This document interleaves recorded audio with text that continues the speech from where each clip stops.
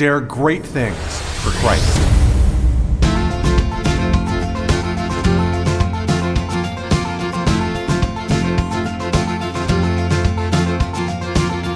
Christ calls us to dare great things. In the marketplace, as well as in the mission field, there has never been a time like the present for the spirit of the Catholic entrepreneur. Now is the time for men and women of great courage and great vision to engage our church and our culture. Now is the time to dare great things. And here is your host as we dare great things, Father Nathan Cromley, the president and founder of the St. John Institute. If there's one thing that organizational leaders share in common, it's the need to know how to advance when no one else does. Being at the top means being in charge, and being in charge means making decisions that will influence the entire organization for the better or for the worse. The goal, obviously, is to make decisions well, and this ability is much more than instinct. For the ancients, they called it the virtue of prudence. I'd like to look at what St. Thomas Aquinas and his teaching on prudence have to teach us today.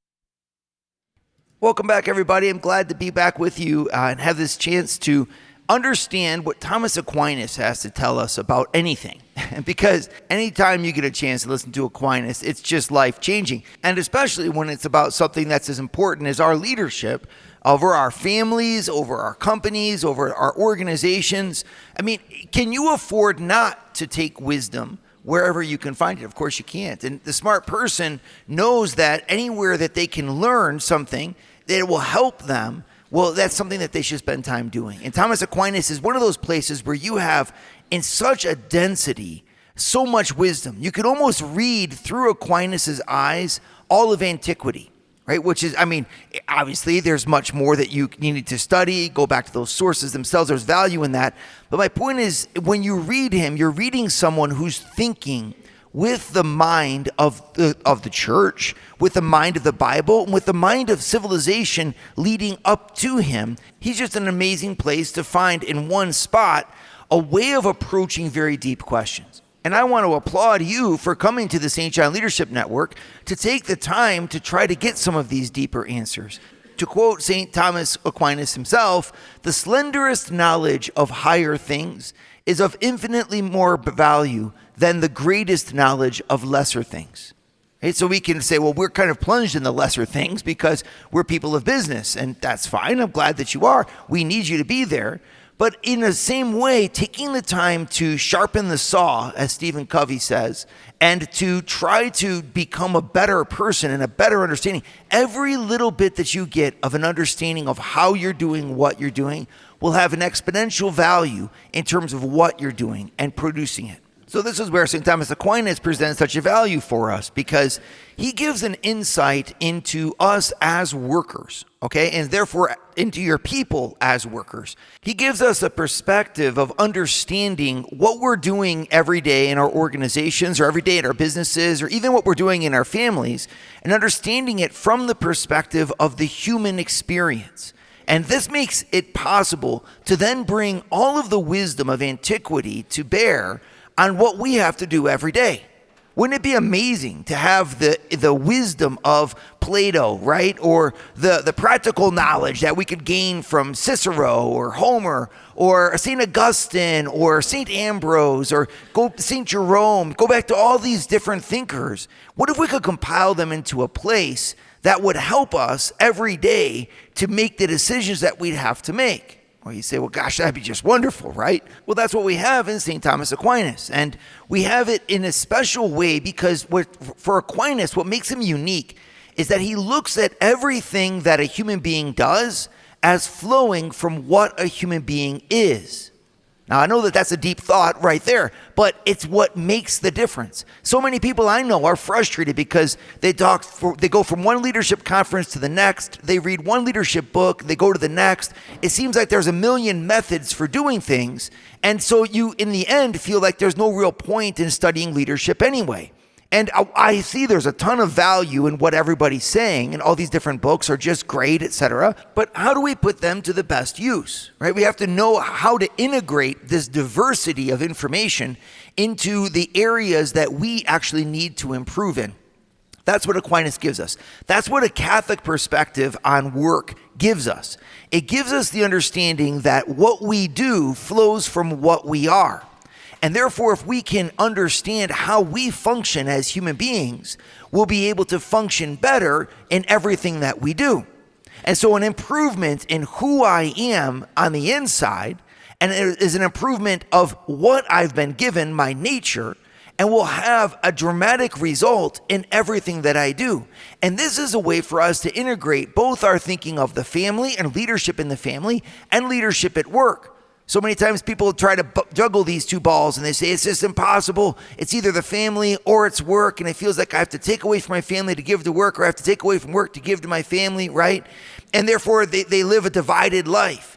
And the whole secret and beauty of what the Christian churches give us and what the Bible gives us as a vision for work, and therefore what the Catholic Church proposes, is that you're able to integrate whatever is diverse in your life into a single unified change. I can be someone who's terrific leading my community and terrific leading my family and terrific leading my workplace if I become a leader in the very fabric of my being. Then I just apply who I am and my intelligence and my gifts and my capacities and my skills. I apply them in those different contexts. And I might be better at some, better than the other, but I'll be a leader in all three. And I will use each of those different domains then to help the other ones. My time at work is actually practice for my time at home.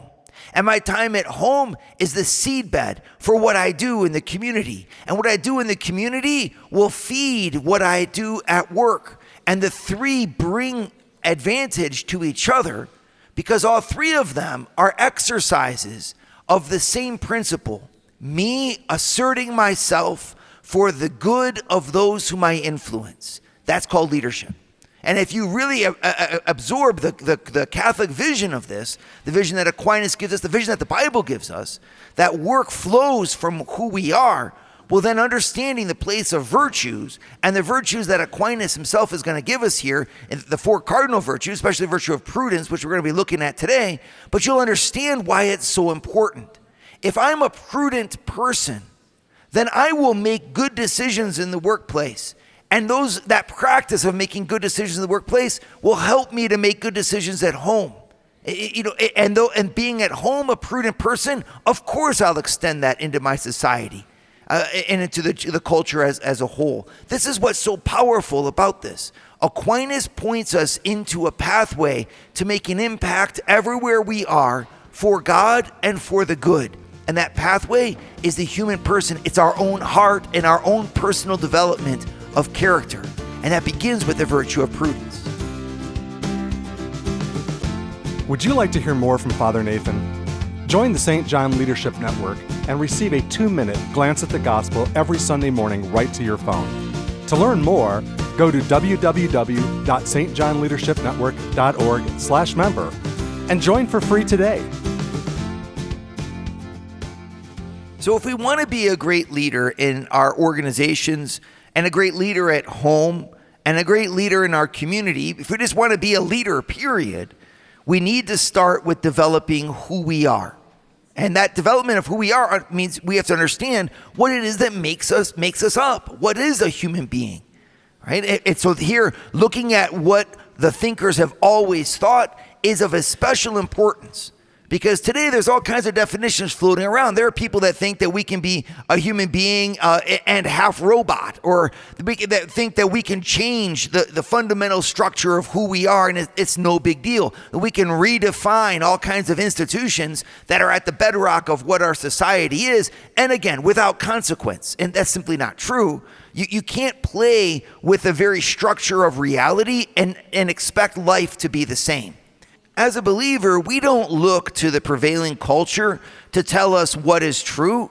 We look to God's holy word, and we look to the tradition that we've been reared in, and is an understanding of that word, and we use that as the lens to then tell the culture what is true. We have the truth given to us in God's word, a perspective about life that is life-giving and that is infallible and that is absolutely wonderful.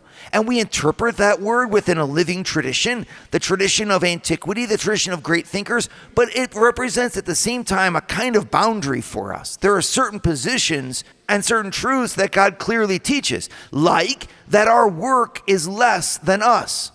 It might seem kind of simple to say, but it's actually a big deal. Especially if you don't have a lot inside, you're going to be tempted to fill your life with your career, fill your life with your stuff, fill your life with your money, right? It's a temptation that strikes at us all, because at least you can fill your life with something, right? But then the Bible comes in to say, you know what? There's something more than what you do that can define you. And if you allow my word, my truth, my vision for your life to be what defines you, you know, the vision of God for who you are, well, you have a treasure that surpasses anything that you could ever acquire on this earth. And the Bible also teaches us that the family is more important than our jobs. And again, we can chafe at this a little bit, especially if we're go-getters or if our family life is not going really well. And we'd be tempted just to say, no, the goal of life is this or that. We are believers in God, a God who teaches us something that is also evident to our rationality. And if we think about it, it makes sense. You know, the real fulfillment of the human person doesn't come from our jobs. It comes from the way that our jobs serve the greater good of our family and of our world.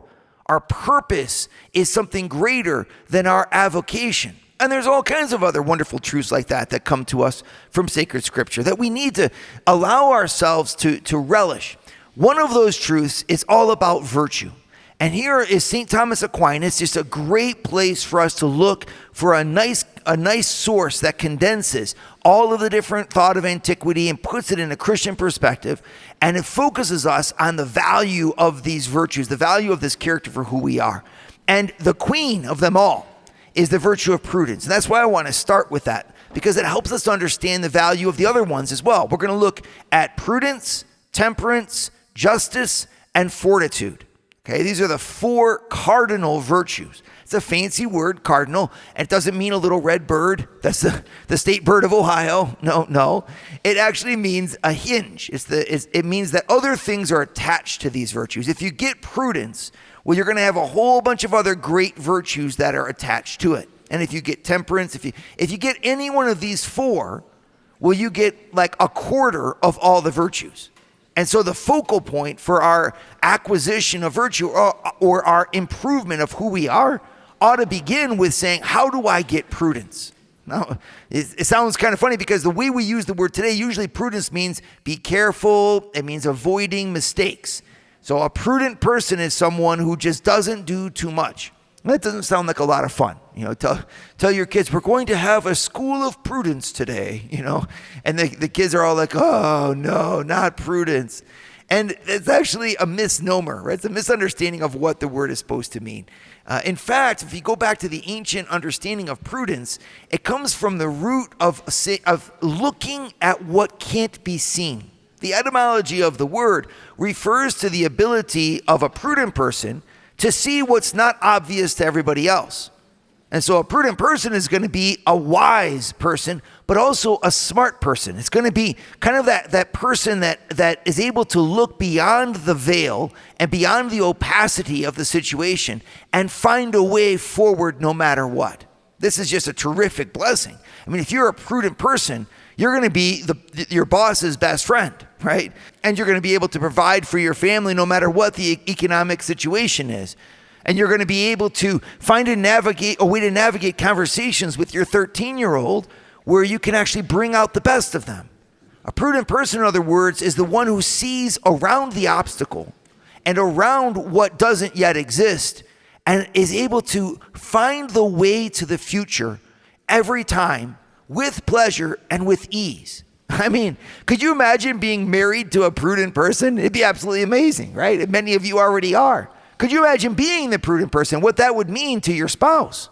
Oh my goodness. I mean, if you're able, in other words, to not just get angry, not just get frustrated with the way that things are, but actually find a pathway through the things that are towards the way that things should be. I mean, you'd be like, well, it's almost like when you say prudence, you say a perfect person. And in a very real way, it's true in the sense that this is the height of the moral virtues. And so by acquiring it, you acquire an impact on virtually every other aspect of your life. As a matter of fact, Aristotle used to call prudence practical wisdom. Practical meaning, think of it as real life. The wisdom of so if a person lives life well, they've got to be prudent. Or they have to at least live life according to the virtue of prudence, according to its influence. So it's extremely important that we understand this. Because if you're confronted, for example, in situations at work where you have to innovate or you have to find a solution. Here's an example. Inflation strikes the country. Let's just suppose that's the context that you're in. And under inflation, well, that means that you have to raise your rates, and raising your rates will mean you lose customers. And if you lose customers, it means you have to downsize. And downsizing doesn't help the economy at all. And plus, it's something that we all want to avoid because we care about our people. And then how do you recover from downsizing anyway? That's a whole nother situation. And so you look at what's going on economically around, and you look at inflation, going off the charts. But instead of saying, I don't know what to do, and giving up, you actually are able to apply your mind and your trained virtue to the situation and find a way through it. And if you can't do that, you at least have the prudence to ask people who can. And you calmly look at any situation that's given to you, a failure in the family, a challenge of your health, a decision of where to move in the country. But you don't look at it, I guess, as one who feels disarmed in front of things that they don't know. The prudent person has acquired an ability to break the problem down correctly into its bite-sized pieces or into its component parts so that you know where to place your attack. Where to make the response. I can't solve everything all at once, but a prudent person is able to say, I can solve the most important thing that will have the biggest ripple effect on everything else. A prudent person is like someone who knows how to aim their rifle or aim their cannon shot, right? To cripple the enemy in the key location or to fire their arrow right into the soft spot that's underneath all of the armor of the dragon, and slay the dragon. A prudent person, in other words, uses their mind in order to make a good life. It's an amazing quality. And it has three essential components to it. Okay, the first part of prudence is your ability to take counsel. Your ability, in other words, to research and to think through what is in front of you. That taking a step back to analyze a situation correctly. That's a step that many people miss, especially in today's culture where everything seems so instantaneous. And in fact, it's not. And to study the situation, to look at it correctly, to get the right metrics, the right measurements, the right base of understanding, that's a whole practice of the mind to calmly consider things and to consider them all right. The second part of prudence is where you look at the universal principles that exist about how we should function. So this is you, of course, reading all kinds of business books and going to classes at the St. John Leadership Network and having all kinds of coaching, right? All that where you learn kind of this is how businesses ought to function, or this is how my family ought to function, how our world ought to function. But then you apply it to that particular circumstance. So in the first stage of prudence, you take the time to really break the situation down, to see its weak point correctly. And you ask different people for advice there. Where do I start? How do I do this? You consider those things. Then you consider the universal principles of how things ought to be, and as they apply to your particular case. This way of thinking, this understanding of practical knowledge is echoed even in the writings of Sun Tzu, The Art of War, for example. And he gives 5 different aspects to any kind of battle plan. And he says 2 of them are called the heavens and the earth. The heavens are the understanding of how things function and what things are. And the earth is the concrete individual cases of how much you have and what the situation is. And the leader has to know both the heavens and the earth. Well, in the same way, the leader has to know both the principles of how business ought to function and how well your people are doing, how many people you have, what the morale is like in your organization, how communication really functions. And if you know those 2, then you're at the second aspect of what makes prudent great. Prudence, great. You both know and understand the situation. You also understand your particular context. And then third is you apply yourself to action at the right time. So the third function of prudence is to engage yourself by commanding the will into action. In other words, to engage at the right time in the right way, but to actually engage. And so you can't just be a planner and be prudent. A prudent person is a person of action. It's a practical wisdom of life. So how do we get better at it? How do we improve it? Well, Aquinas has all kinds of ideas for that too. Would you like to start your Thursday mornings with a scriptural leadership lesson? Join the St. John Leadership Network, where Father Nathan hosts a 30-minute call at 6:30 a.m. in all 4 U.S. time zones. To learn more, go to www.stjohnleadershipnetwork.org/member and join for free today. I love looking at the virtue of prudence because it has such a deep impact on everything that we do. How do I acquire it, right? Well, on the one hand, I like to say, take some consolation. St. Thomas Aquinas, for example, gives an analogy for how you acquire virtue. And he says, it's like water that drips off of the edge of a cliff and splashes on a flat rock. After 1,000,000 splashes, it has worn away the rock and made a little indent. It's pretty discouraging, isn't it, right? Aristotle will say it takes 40 to 50 years to begin to acquire prudence in a person's life, which is why for him, he says, you shouldn't really get involved in your society in terms of leadership until you're at least in your 50s. He calls it the political age. And until then, you're just experimenting and you're trying things. But to gain the character of a prudent person takes many, many prudent acts.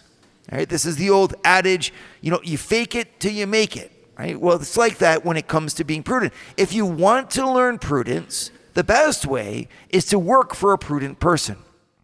Wouldn't it be amazing if you were mentored by a terrific business leader who taught you how to analyze things right? Like if you could have Warren Buffett teach you how to read, the financial stats of a business. Wouldn't that be amazing? And that ability to say, no, this is actually what matters for this. This indication is what matters for this business.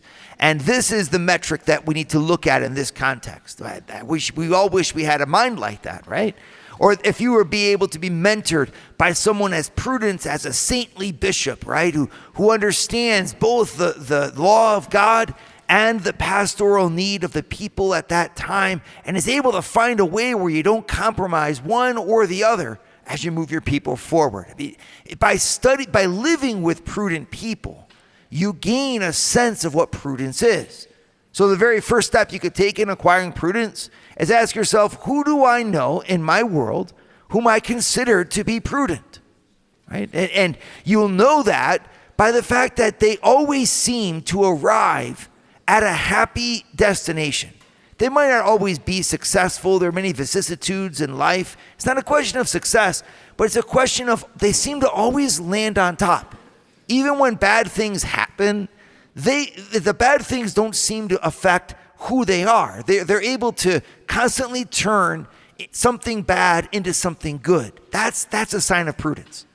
And it might be that they're challenged in many ways in their life, but they find a way, whatever they're given, into that unknown land of making whatever they're given into something that's advantageous for them. They seem to be able to find happiness. Well, when you find someone like that, it's worth it to ask them how, right? And to work with them and let them just learn from them, right? So if you can find a prudent person and work with them and under them, they teach you how to use your mind in a given situation. Now, many of us were blessed by great parents, and a great parent is going to be somebody who has some modicum of prudence in their life, right? And so by being reared under their tutelage, you learn how to approach life like they did. That's a terrific thing.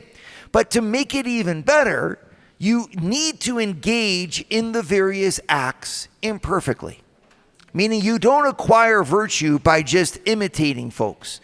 You acquire virtue by applying yourself to the situations that you've been given in real time.